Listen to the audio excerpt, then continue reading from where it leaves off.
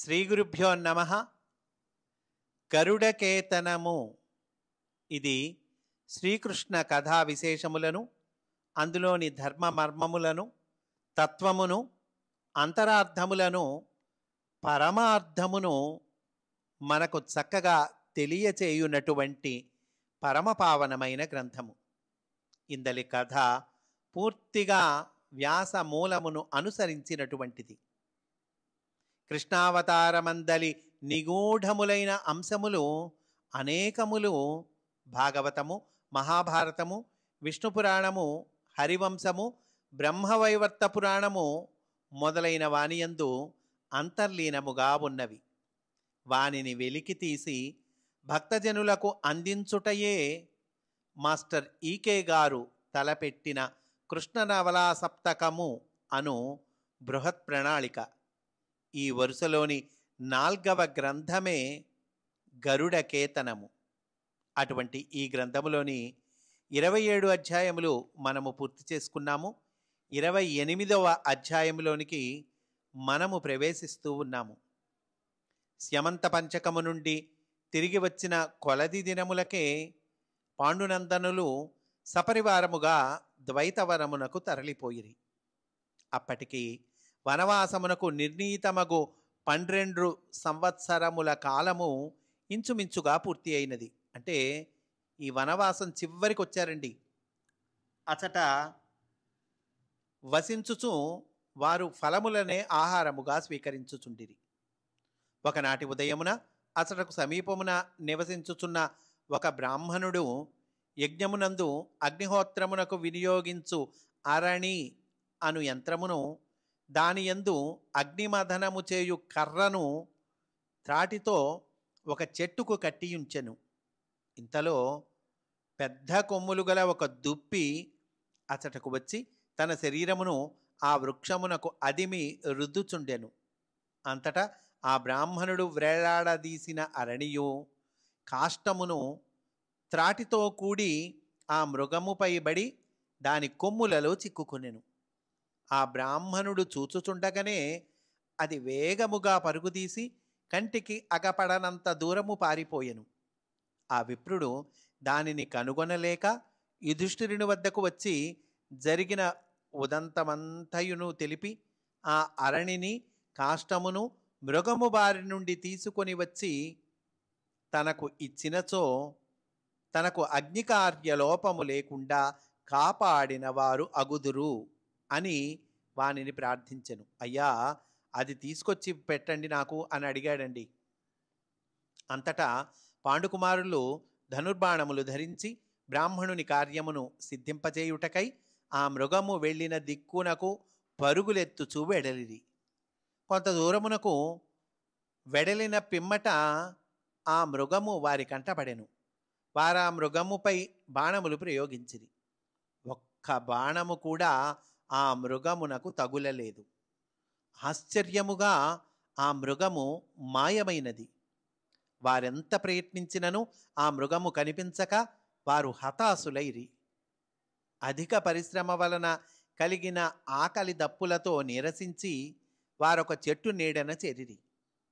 బ్రాహ్మణుడు అడిగిన దానిని నెరవేర్చలేకపోయిన బాధ వారి మనములను పీడించుచుండెను. తాపము వలన వారి దాహము ఇంకనూ పెరిగిపోయినది.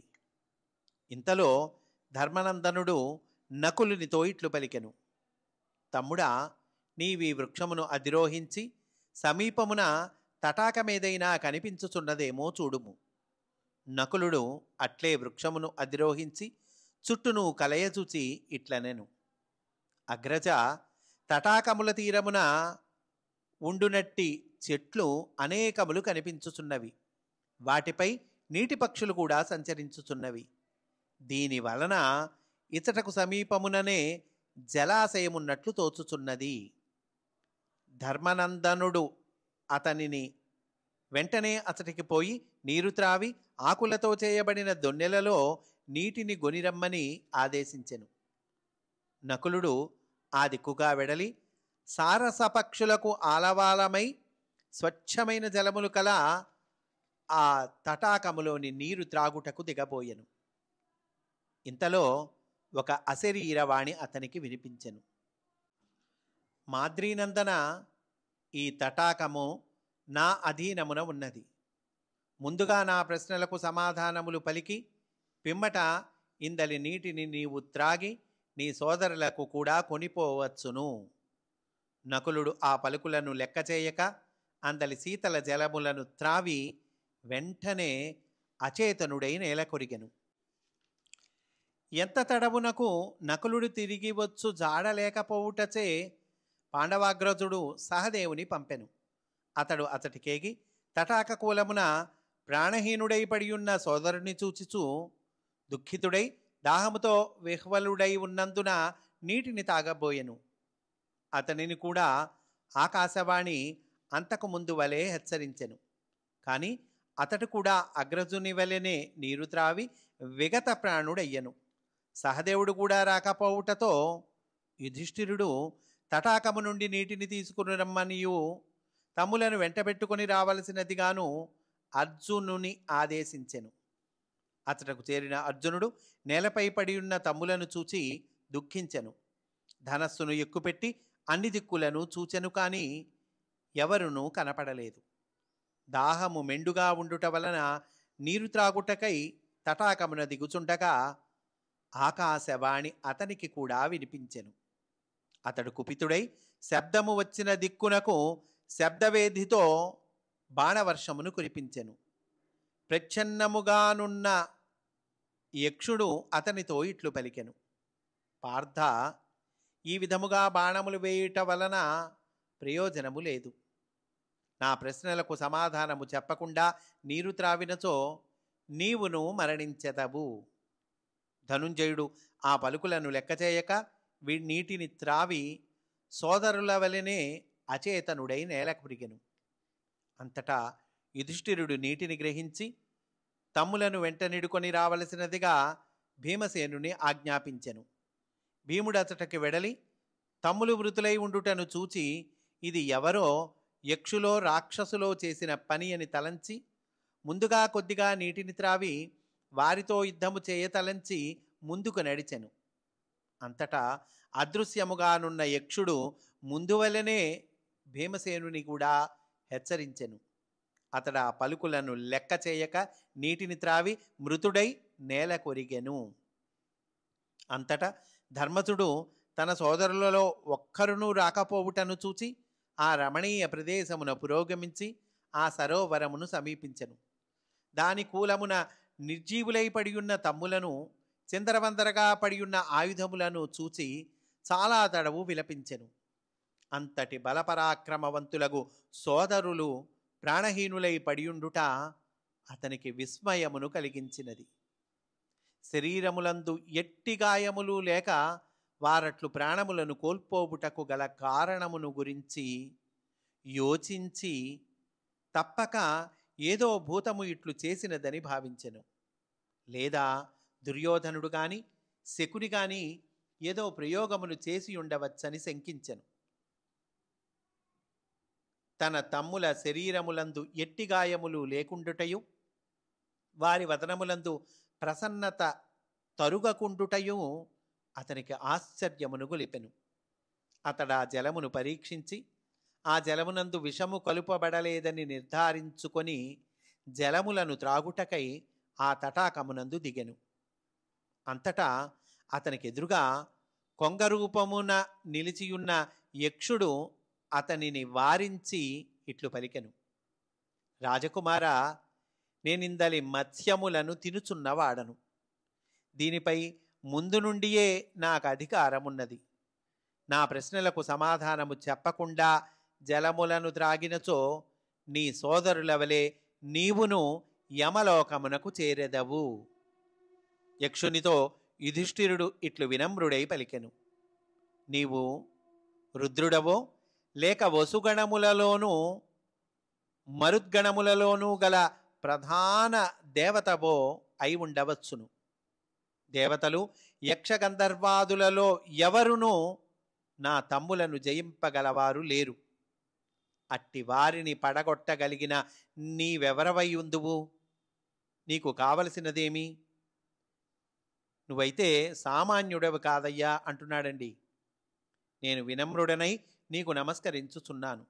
అంతటా ఆ యక్షుడు తాటి చెట్టు ప్రమాణము గల భయంకరాకారముతో అచటనున్న వృక్షమును అధిరోహించి యుధిష్ఠిరునితో ఇట్లు పలికెను. ఓ రాజా, నీ ఈ తమ్ములు నేను మరల హెచ్చరించినను లెక్క చేయక తమ బలముతో నీటిని గొనిపోవుటకు ప్రయత్నించిరి. అందువలన నేను వారిని అంతమొందించి తిని. నీకు జీవితేచ్ఛ ఉన్నచో నా ప్రశ్నలకు సమాధానమియ్యకుండా ఇందలి నీటిని త్రాగుటకు సాహసింపకుము. అంతటా యుధిష్ఠిరుడు ఇట్లు విన్నవించెను. ఓ యక్ష, నీ అనుమతి లేక నీ అధీనమున ఉన్న వస్తువును గొనిపోవుటకు ఇచ్చగించను.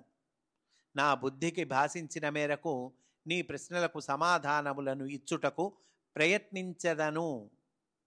అంతటా వారిరువురి మధ్య ప్రశ్నోత్తరములు ఇట్లు సాగినవి. యక్షుడు ప్రశ్నలు అడుగుతూ ఉన్నాడండి. ఎంతో అద్భుతమైనటువంటి ఈ ప్రశ్నలు, అన్ని కాలములకు పనికి వచ్చేటువంటి ప్రశ్నలు, మనందరము తప్పక తెలుసుకోవలసినటువంటి ప్రశ్నలు. వాటికి ధర్మరాజు ఇచ్చేటువంటి సమాధానములు మనం చూద్దామండి. యక్షుడు అడుగుతూ ఉన్నాడు, సూర్యుని ఉదయింపచేయువారు ఎవరు? ధర్మరాజు చెబుతూ ఉన్నాడండి, బ్రహ్మ సూర్యుని ఉదయింపచేయును.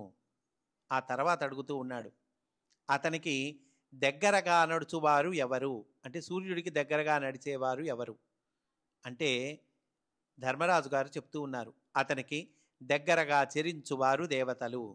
అటుపైన అతని అస్తమయమునకు కారకులెవరు అనగా అతని అస్తమయమునకు కారణము ధర్మము చెప్పాడండి ధర్మరాజు. ఆ తర్వాత అతడు దేనియందు ప్రతిష్ఠితుడై ఉన్నాడు అనగా ధర్మరాజు అంటున్నాడు, అతడు సత్యమునందు ప్రతిష్ఠితుడై ఉండును. ఈ రకంగా ప్రశ్నలు అడుగుతూ ఉంటే ఈయన సమాధానాలు చెబుతూ ఉన్నాడండి. మానవుడు దేని వలన శ్రోత్రియుడు అగును? మానవుడు వేదాధ్యయనము ద్వారమున శ్రోత్రియుడు అగును. దేని ద్వారమున మహత్తరమైన పదమును పొందును? తపస్సు ద్వారమున మహత్తరమైన పదమును పొందును. దేనితో కలిసి ద్వితీయుడు అగును? ధైర్యముతో కూడియున్నచో ద్వితీయుడు అగును. దేని వలన బుద్ధిమంతుడు అగును?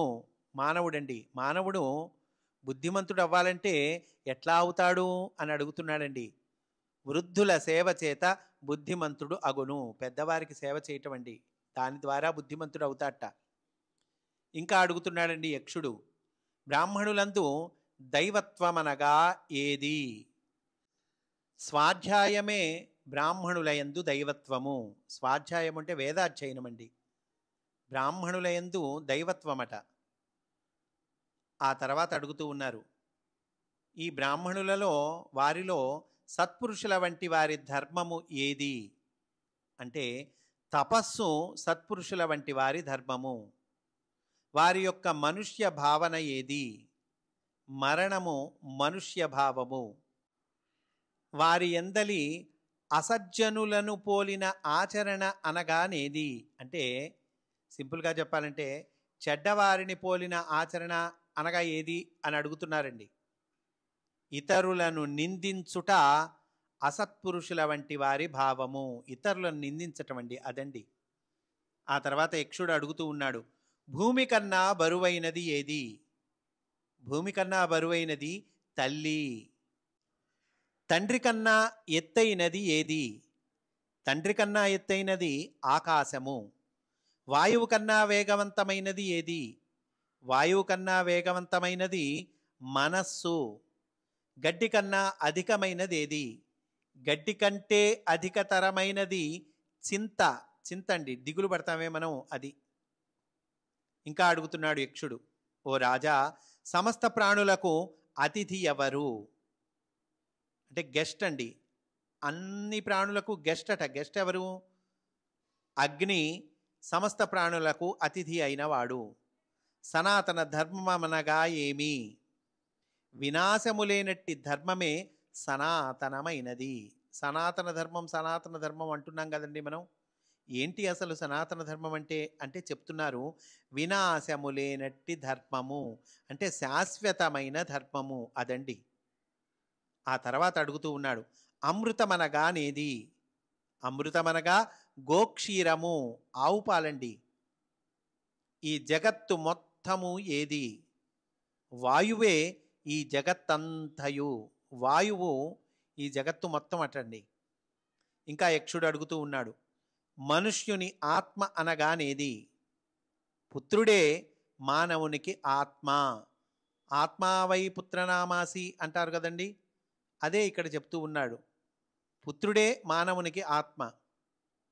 అతనికి దైవమొసంగిన తోడు ఎవరు అంటే మనుషుడికి, మానవుడికి దైవమొసంగిన తోడు ఎవరు అంటే ధర్మరాజు చెప్తూ ఉన్నాడు, భార్యయే దైవమిచ్చిన తోడు. అతనికి జీవనాధారం ఏది అంటే మేఘమే జీవనాధారము.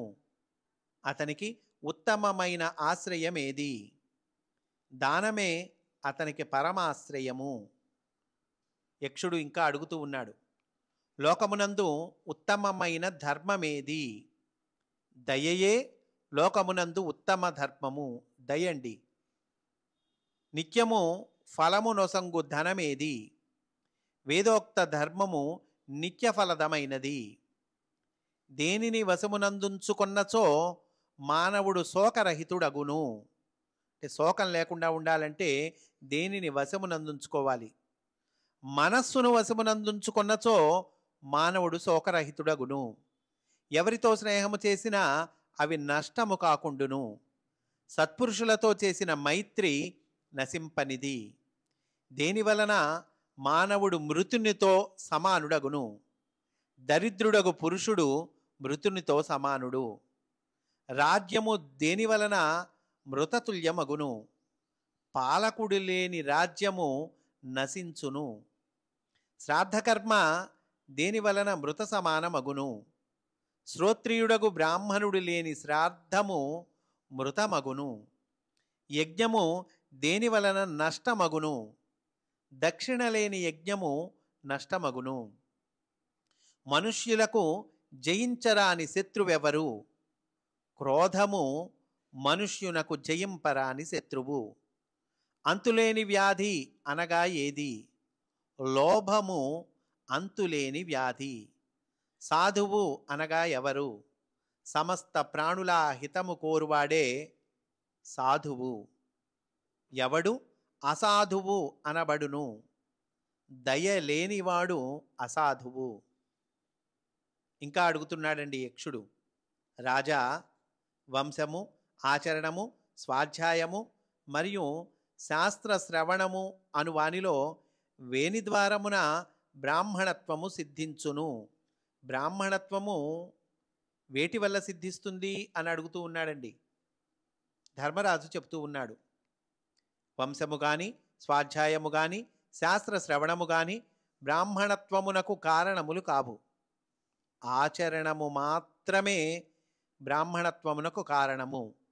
అందువలన ప్రయత్నముతో సదాచరణమును రక్షింపవలెను. బ్రాహ్మణుడు దాని యందు ప్రత్యేక దృష్టిని ఉంచవలెను. సదాచరణము ఎవరికి నష్టమగునో అతడు తాను కూడా నశించుట. చదువుట, చదివించుట, శాస్త్ర విచారము చేయుట అనునవి మాత్రమే కలిగినవాడు మూర్ఖుడగును. ఎవరైతే శాస్త్రోక్తమైన కర్తవ్యమును ఆచరించునో అతడే పండితుడు అని చెప్పాడండి ధర్మరాజు. ఆ తర్వాత యక్షుడు అడుగుతూ ఉన్నాడు, ఎవరు పురుషుడు అనబడును అంటే ఎవని పుణ్యకర్మల కీర్తి స్వర్గమును భూముని స్పృశించునో అతడు పురుషుడు అనబడును. పుణ్యకర్మలు చేయాలండి. ఆ పుణ్యకర్మల కీర్తి స్వర్గమును భూమిని స్పృశించేంతగా ఉండాలట. అంత పుణ్యకర్మలు చేయాలండి. ఆ తర్వాత అడుగుతూ ఉన్నాడు, అత్యంత ధనవంతుడు ఎవరు? మనుష్యులలో ఎవరైతే ప్రియాప్రియములు, సుఖదుఖములు, భూత భవిష్యత్తులందు సమత్వము కలిగియుండునో అతడే ధనవంతుడు. అంటే ద్వంద్వములండి, ప్రియము అప్రియము, సుఖము దుఃఖము, భూతకాలము భవిష్యత్ కాలము, వీటిల్లో సమత్వము కలిగి ఉండాలట. అంటే వీటిల్ని సమానంగా చూడగలిగిన వాడై ఉండాలి. అలాంటి వాడు ధనవంతుడటండి. ఎవరైతే భూత వర్తమాన భవిష్యత్ విషయములందు స్పృహలేనివాడు, శాంతచిత్తుడు, సుప్రసన్నుడు మరియు యోగయుక్తుడు అగునో అతడు అన్ని విధములైన ధనములకు స్వామిత్వము వహించును అని చక్కగా సమాధానాలు చెప్పాడండి ధర్మరాజు. అంతటా యక్షుడు ధర్మజుడిచ్చిన సమాధానములకు ప్రసన్నుడై అతని నలుగురు తమ్ములలో ఒకనిని సజీవుని గావింతునని పలికెను. ఎవనిని పునర్జీవితుని చేయవలేనో ధర్మజునే నిర్ణయింపుమనెను. ధర్మజుడు మాద్రీనందనుడగు నకులుని పునర్జీవితుని గావింపుమని యక్షుని కోరెను. అంతటా యక్షుడు ధర్మజుని మరలా ఇట్లు ప్రశ్నించెను. రాజా, 10,000 ఏనుగులతో సమానమైన బలము కలిగిన భీముని, ఎవని సామర్థ్యము పైన మీరెల్లరకు నమ్మకమున్నదో అట్టి అర్జునుని విడిచి నీ సవతి తల్లి కుమారుని పునర్జీవితుని చేయమని ఏల కోరితివి అని అడిగాడండి. అప్పుడు ధర్మరాజు సమాధానం చెప్తూ ఉన్నాడు. నా తండ్రికి కుంతి, మాద్రి అను 2 భార్యలుండిరి. పుత్రవతులే. వారిరువురను సమానముగా చూచుటయే నా ధర్మము. కుంతీపుత్రులలో నేను జీవించియుంటిని కనుక మాద్రీపుత్రులలో నకులుడు జీవింపవలయునని నా కోరిక. అంతటా యక్షుడిట్లనెను. భరతశ్రేష్ఠ, నీవు అర్ధకామముల కన్నా దయా మరియు సమత్వమునకు ఎక్కువ ప్రాముఖ్యమునిచ్చితివి కనుక నీ సోదరులు నల్వురు పునర్జీవితులగుదురు. అతడిట్లు పలుకగానే వారు పునర్జీవితులై లేచిరి. ఆ క్షణముననే వారికి ఆకలి దప్పులు శాంతించినవి. అంతటా ధర్మరాజు యక్షుని ఉద్దేశించి అతడెవరో తెలియచేయవలసినదిగా ప్రార్థించెను. అంతటా యక్షుడిట్లు ప్రకటించెను. నాయనా యుధిష్ఠిరా, నేను నీ తండ్రి యగు ధర్మదేవతను. భాగ్యవశమున నీవు శమము, దమము, ఉపరతి, తితీక్ష, సమత్వము అను సాధనలందు అనురక్తుడవై ఉన్నావు. ఆకలి దప్పులు, శోకమోహములు, జరామృత్యువులు అనబడు 6 దోషములను జయించిన వాడవు. నేను నీ ప్రవర్తనను గ్రహించుటకే వచ్చి తిని. నీ దయాస్వభావము, సమత్వము నన్ను ప్రసన్నుని చేసినవి. నీ మనోభీష్టమైన వరమును కోరుకొనుము. అంతటా ధర్మనందనుడు ఏ బ్రాహ్మణుని అరణి యంత్రమును మదన కాష్టమును మృగము గొనిపోయినదో అతని అగ్నిహోత్ర కార్యమునకు విఘ్నము కలగకుండా అవి సంప్రాప్తమగునట్లు వరము నిమ్ము అని వేడెను. అంతటా యక్షుడిట్లు ప్రసన్నుడై పలికెను. కుంతీనందన, నిన్ను పరీక్షించుటకై మృగరూపమున నేనే వానిని హరించి తిని. ఇప్పుడు నీకు వానిని ప్రసాదించుచున్నాను. నీవు 2వ వరమును కోరుకొనుము అన్నాడండి. అప్పుడు యుధిష్ఠిరుడు అంటూ ఉన్నాడు. తండ్రి, మేము 12 సంవత్సరములు వనములందు గడిపితిమి. ఇప్పుడు 13వ సంవత్సరమున మమ్ములను ఎవరునూ గుర్తింపలేనట్లు వరమును ప్రసాదింపుము అనగా ధర్మదేవత అంటూ ఉన్నారు. ఈ వరమును కూడా ప్రసాదించుచున్నాను. నా కృప వలన మీరు ఈ రూపములలో చరించినను 3 లోకములలో ఎవరును మిమ్ములను గుర్తింపచాలరు. ఈ సంవత్సర కాలమును విరాట నగరమున వసించి ఎవరి చేతను గుర్తింపబడకుండా చరించెదరు. మీలో ఎవరెవరు ఏ ఏ వేషమును కోరెదరో ఆ వేషము మీకు లభించును. మానవోత్తమ, నీవు నా అంశతో జన్మించిన వాడవు. విదురుడు కూడా నా అంశయందు జన్మించిన వాడే. మరి ఒక వరమును ప్రసాదింపదలచితిని, కోరుకొనుము. అంటే ఈయనెవరండి? యమధర్మరాజండి. అప్పుడు యుధిష్ఠిరుడు అంటూ ఉన్నాడు.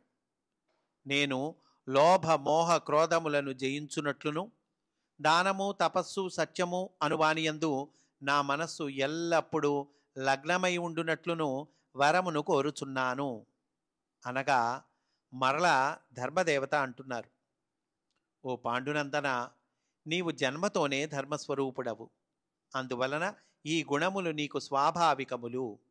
నీవు కోరినట్లు ఇటుపైన కూడా అవి అట్లే నీ యందు వర్తింపగలవు. ఇట్లు పలికి ధర్మదేవత అంతర్ధానమయ్యను. అటుపైన పాండునందనులు వనవాస కాలమున తమను వెన్నంటి ఉన్న తాపసులైన బ్రాహ్మణులకు నమస్కరించి వారిని ఇట్లు ప్రార్థించిరి, మేమిప్పుడు అజ్ఞాతవాసమునకు వెడలవలసి ఉన్నది, కావున మిమ్ము విడిచి వెళ్ళుచుంటిమి. మీరు మమ్ములను ఆశీర్వదింపుడు. వారందరూ అట్లు విడిచి వెళ్ళవలసి వచ్చుట వలన ధర్మజుడు చాలా దుఃఖించెను. వారందరూ అతనిని అనునయించి వారలను ఆశీర్వదించిరి. ధౌమ్యుడు కూడా సాంత్వన వచనములతో అతనిని శాంతపరచెను.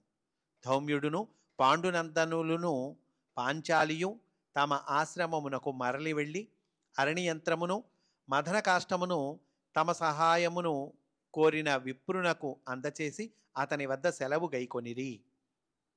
అంతటా ధర్మనందనుడు తన సోదరులతోనూ పత్నితోనూ విరాట నగరమున తాము ఏ ఏ వేషములతో చెరించుటకు ఇచ్చగించుచున్నారను విషయమున మంత్రాంగము చేసెను. మొదట యుధిష్ఠిరుడు తాను విరటుని కొలువునందు కంకుడను పేరుతో ఆ రాజుకును అతటి వారలకును తన అక్షక్రీడతో వినోదము కలిగించుచు ధర్మ ప్రసంగములు చేసేదననియు, తాను పూర్వము యుధిష్ఠిరునికి ప్రాణసఖుడని తెలిపెదననియు చెప్పెను. అంతటా భీమసేనుడు తాను విరటుని పాకశాలలో వల్లవుడను నామముతో తన పాకశాస్త్ర ప్రావీణ్యమును ఉపయోగించి అనేక విధములైన పాకములతో వారలకు ఆనందమును కలిగించేదననియు, మహాబలవత్తరములైన ఏనుగులు ఎద్దులు మున్నగు జంతువులను ఆవశ్యకమైనప్పుడు వశమునందుంచుట, దుష్టస్వభావము గల మల్లులు తారసపడినచో వారిని కూడా తన అధీనమున నుంచుట చేయుచు, ఆ రాజు తనను ప్రశ్నించినచో యుధిష్ఠిరుని కొలువున కూడా తానీ సేవలనే అందించి తినని తెలిపెదననియు ప్రకటించెను. అంతటా అర్జునుడు ఊర్వశీదత్తమైన శాపమును అనుసరించి తాను షండుడుగా వర్తించి బృహన్నల అను నామముతో తదనుగుణమైన వేషధారణతో స్త్రీ స్వభావమును ప్రదర్శించుచు విరటుని కొలువున గల కన్నెలకు గీత నృత్య వాద్యములలో శిక్షణనిచ్చెదననియు, ఇంతకుముందు తాను యుధిష్ఠిరుని గృహమున పాంచాలికి పరిచారికగా ఉంటిననియు తెలిపెదననియు ఉగ్గడించెదను. నకులుడు తన అశ్వవిద్యా కౌశలముతో గ్రంథికుడను నామముతో విరటుని కొలువున నుండి అశ్వశాలలో అశ్వశిక్షణ అశ్వచికిత్స అను కార్యక్రమములను నిర్వహించుచు తననెవరైనా ప్రశ్నించినచో యుధిష్ఠిరుని అశ్వశాలాధ్యక్షుడిగా వర్తించి తినని తెలిపెదనని పలికెను. అటులనే సహదేవుడు తాను తంతిపాలుడు అను నామముతో విరటుని గోశాలకు అధ్యక్షుడుగా వర్తించి అతటి గోవులను అనేక విధముల సంరక్షించుచు విరటుని ప్రసన్నుని చేసుకొనేదనని పలికెను. అంతటా యుధిష్ఠిరుడు అత్యంత సుకుమారి అయిన ద్రుపద రాజకుమార్తెను గూర్చి చింతించుచుండగా ఆమె ఇట్లు నుడివెను, నాథ, ఇతరుల నివాసములలో ధర్మసమ్మతమైన కార్యములతో స్త్రీలను సేవించుచు తమ సచ్చీలము వలన సురక్షితముగా తమ జీవితము గడుపుకొను స్త్రీలు చాలామంది ఉన్నారు. అట్టి స్త్రీని సైరంధ్రి అందురు. ఈ సైరంధ్రులు అంతఃపురము నుండి బహిప్రదేశములకు వెడలుట ఎన్నడునూ జరుగదు. నేను రాజపత్నులకు రాజపుత్రికలకు వివిధములైన అలంకరణలు చేయుటలో నైపుణ్యమును కలిగి ఉన్నాను. అందువలన విరటుని రాణియగు సుదేష్ణ వద్ద సైరంధ్రిగా వర్తించుచు ఇంతకు పూర్వము యుధిష్ఠిరుని పట్టమహిషయగు ద్రౌపది వద్ద సైరంధ్రిగా పనిచేసి తినని పలికెదను. ఈ విధముగా వారు తమకు యుక్తములైన కర్తవ్యములను నిర్ణయించుకొనిరి. అప్పుడు యుధిష్ఠిరుడు పురోహితుడగు ధౌమ్యుని, ఇంతవరకు తమకు పాకశాలలో సేవ చేసిన సేవకులను, ద్రౌపదిని సేవించిన స్త్రీలను తీసుకొని అగ్నిహోత్రమును వెంటనిడుకొని పాంచాల దేశమునకు వెళ్ళవలసినదిగా చెప్పెను. ఇంద్రసేనుడు మొదలగు సేవక గణమును తమ రథములను తీసుకొని ద్వారకకు వెళ్ళవలసినదిగా ఆజ్ఞాపించెను. తమ ఉనికిని గూర్చి ఎవరైనా ప్రశ్నించినచో పాండవులు ద్వైతవనము నుండి తమను విడిచిపెట్టి తెలియని ప్రదేశమునకు వెడలిపోయిరని తెలుపుడు అనెను. ఈ విధముగా వెడలిపోవుటకు సిద్ధమైన ధౌమ్యుడు పాండునందనులకును ద్రౌపదికిని అజ్ఞాతవాస కాలమున విరటుని కొలువులో మసలు కొనవలసిన విధానమునకు తగిన సూచనలను ఇచ్చెను. పాండవులిప్పుడు పాలకులుగా కాక మరి ఒకరి కొలువులో సేవకులుగా గడపనున్నారు కనుక వారికి అతడు అనేక సూక్ష్మ విషయములలో ఎట్లు ప్రవర్తింపవలెనో వివరించెను. అంతటా యుధిష్ఠిరుడు, మహాత్మా, మాకు తమరు మిక్కిలి విలువైన సూచనలను తెలిపి మాకు మేలు చేసిరి. మా తల్లి కుంతియు మా హితైషియగు విదురుడును తప్ప మరెవ్వరును ఇట్టి విషయములను మాకు ఎరింగింపలేదు. ఇప్పుడు తమరు మాకు విజయము కలుగుటకై నిర్వర్తింపవలసిన కార్యములను చేపట్టవలసినదిగా కోరుచున్నాను అని నుడివెను. అంతటా ధౌమ్యుడు పాండవులకు సంబంధించిన అగ్నిహోమకుండమున ప్రజ్వలింపచేసి వారి యొక్క సమృద్ధి, వృద్ధి, రాజ్యలాభము మరియు విజయము కొరకు హోమము చేసెను. పిమ్మట పాండవులు తమ ధర్మపత్నితో కలిసి హోమాగ్నికిని అతడి బ్రాహ్మణులకును ప్రదక్షిణము చేసి వారి దీవెనలతో అతటి నుండి బయలుదేరిరి. ధౌమ్యుడు మిగిలిన వారును యుధిష్ఠిరుడు నిర్దేశించిన ప్రకారము తమ తమ గమ్యముల వైపునకు ప్రస్థానమును చేసిరి. ద్రౌపదీ సమేతులైన పాండవులు యమున యొక్క దక్షిణ తీరమున కాలినడకన బయలుదేరి దుర్గమములగు పర్వతములను వనములను దాటుచు యాత్రను కొనసాగించిరి. వారట్లు ముందుకు సాగుచు దశార్ణ దేశము నుండి ఉత్తరము వైపునకు, పాంచాలము నుండి దక్షిణము వైపునకును, యక్రుల్లోమమును మరియు సూరసేన దేశములకు మధ్యగా ముందుకు సాగిరి. వారి మొలలకు ఖడ్గములు వ్రేలాడుచున్నవి. వారిలో శిరోజములు, గడ్డములు, మీసములు పెరిగినవి. ఈ విధముగా వారు వనములను దాటి మత్స్యదేశము యొక్క ఒక జనపదమును ప్రవేశించిరి. అతట పాంచాలి తానింకా నడువలేనని ఆ రాత్రి అచటనే గడిపెదమని కోరెను. అంతటా యుధిష్ఠిరుడు పాంచాలిని భుజములపై ఎక్కించుకొని నడువవలసినదిగా అర్జునుని ఆదేశించెను. విరాట నగర ప్రదేశమునకు చేరగనే అతడు ఆమెను క్రిందకు దించెను.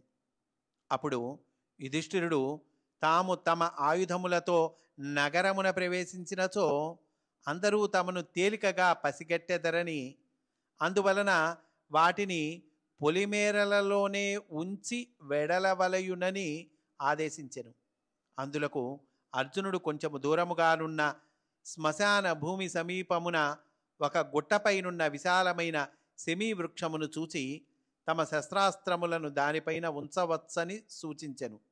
అందులకు వారందరూ తమ ధనస్సుల అల్లెత్రాడులను విప్పివైచి ఆయుధములన్నింటినీ ఒక మూటగా గట్టిరి. అంతా యుధిష్ఠిరుని ఆదేశముపై నకులుడు ఆ దుర్గమమైన వృక్షమును అధిరోహించి ఆ మూటను దాని తొర్రలో దాచెను. పిమ్మట ఒక మృతుని శవమును ఆ చెట్టుకు వ్రేలాడగట్టెను. దూరము నుండి చూచువారికి అది ఎంతయో భయము గొలుపునట్లు కనిపించును కనుక ఆ వృక్షము వైపునకు ఎవరునూ పోజాలరు. అటుపైన వారు మత్స్యదేశమున గల ఒక విశాల నగరమును చేరిరి. ఆ సమయమున యుధిష్ఠిరుడు తన మనమునందే త్రైలోక్యేశ్వరి అగు దుర్గాదేవిని యోగమాయ రూపమున ధ్యానించి ఆమెను శ్రీకృష్ణ సోదరిగా యశోదా గర్భమున జనించి కంసునికి భయమును కలిగించిన దానిగను, కృష్ణునికి సదృశమైన వర్ణము గలదిగను, బలరాముని వదనము కలదిగను బ్రహ్మచారిణిగా సంచరించు శైలపుత్రిగను వర్ణించెను. భక్తిపూర్వకమైన అతని స్తోత్రమునకు ప్రసన్నయై ఆమె యుధిష్ఠినితో ఇట్లు పలికెను. మహాబాహు, నీవు అచిరకాలముననే సోదరులతో కలిసి సంగ్రామమున కౌరవులపై విజయము సాధించి నిష్కంటకముగా పాలించెదవు. నా కృప వలన మీకు సుఖమును ఆరోగ్యమును ప్రాప్తించును. అంతియే కాక విరాట నగరమున నివాసమున్న సమయమున మిమ్ము కౌరవులు గాని మరెవరు గాని గుర్తింపలేరు. ఈ విధముగా ధర్మజుని ఆశీర్వదించి ఆమె అంతర్ధానమయ్యను.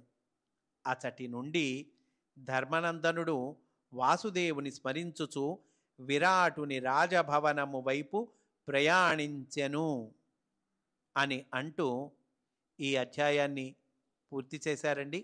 మనము కూడా ఈరోజు ఇక్కడతో పూర్తి చేసుకుందాము.